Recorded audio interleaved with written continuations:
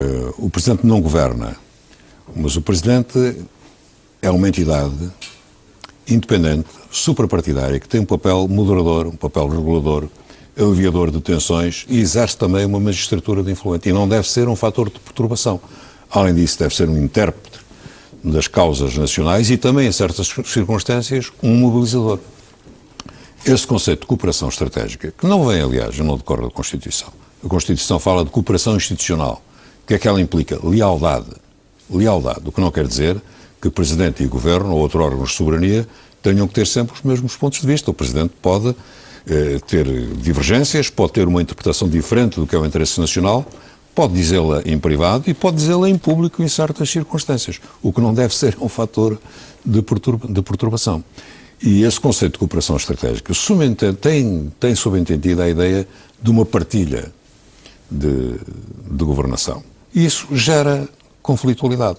E, de facto, eu acho que houve conflitualidade. E acho que o Presidente da República, independentemente das suas boas intenções, foi, em alguns casos, um fator de perturbação. Até pela maneira como ele, por exemplo, exerceu a fiscalização preventiva. E a maneira como ele atuou em relação a leis que promulgou e depois procurou desvalorizar. O exemplo da lei do divórcio, por exemplo.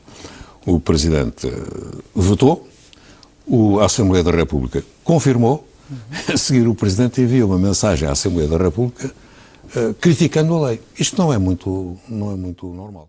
Aquilo que se passa na Europa e aquilo que se passa em Portugal. E, evidentemente, que sempre disse que a grande questão portuguesa, além da das finanças públicas, é a questão do déficit social, do nosso atraso. É o problema de uma relativa estagnação económica, da falta de crescimento económico, é o problema da qualificação, é tudo isso. Sempre disse isso e continuo a dizer. E que não se pode viver num ciclo vicioso de austeridade, recessão, austeridade, desemprego. O problema número 1 é o desemprego, o problema é o da precariedade dos jovens, não é? Eu acho que um papel do Presidente é fazer com que os jovens voltem a acreditar no seu país, voltem a acreditar na política, ou acreditem alguns pela primeira vez na política. Dr. Manuel Alegre, considera que este Primeiro-Ministro é um bom Primeiro-Ministro ou não? Sabe, eu gosto de falar a verdade e, portanto, não sou hipócrita. Eu acho que este Primeiro-Ministro, eu tive em relação a algumas... Olha, em matéria de costumes, este Primeiro-Ministro fez coisas que outros secretários-gerais do PS, até mais à esquerda, não fizeram. A questão da interrupção voluntária da gravidez, a lei do divórcio, a lei da paridade, por a criação medicamente assistida, etc. Portanto, do ponto de vista das questões económicas, eu tenho uma visão diferente. E acho que tem havido, mas isso tem a ver com a esquerda europeia, com a esquerda portuguesa e com o PS, e com o setor do PS que aderiu muito à terceira via, a chamada esquerda moderna, e foi muito sensível, digamos, e acho que em muitos casos capitulou ideologicamente perante o fenómeno do neoliberalismo. Este modelo está esgotado, um modelo de desenvolvimento está esgotado no mundo e está esgotado aqui, e em que a aplicação de receitas que estiveram na origem da crise não vão resolver o problema, nem na Europa, nem aqui. O que nós precisamos, de facto, é de crescimento económico, precisamos de emprego, precisamos de garantir o nosso Estado Social. Uma das questões que eu vou levantar e vai ser uma bandeira da minha campanha é a defesa da Constituição.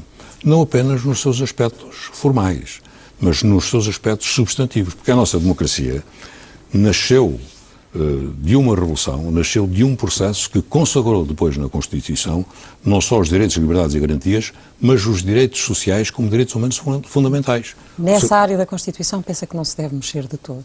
Penso que não se deve mexer, não há, absolutamente, de todo. E que neste momento há uma pressão externa e interna, há uma ofensiva externa e interna muito grande para se mexer na Constituição. Não é para aperfeiçoar a Constituição, é para desvirtuar a Constituição.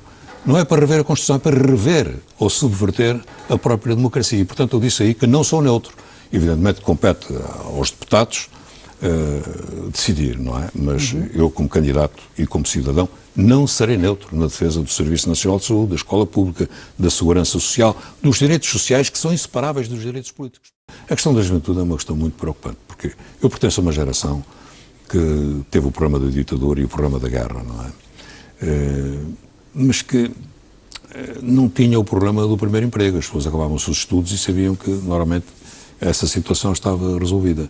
E também tinham a noção de que os seus problemas pessoais passavam pela solução dos problemas do país, o problema do país, o problema político do país. Neste momento, esta juventude está muito fragmentada, quer dizer, as pessoas ou vivem em pequenos grupos, ou cada um procura a sua solução, está muito divorciada.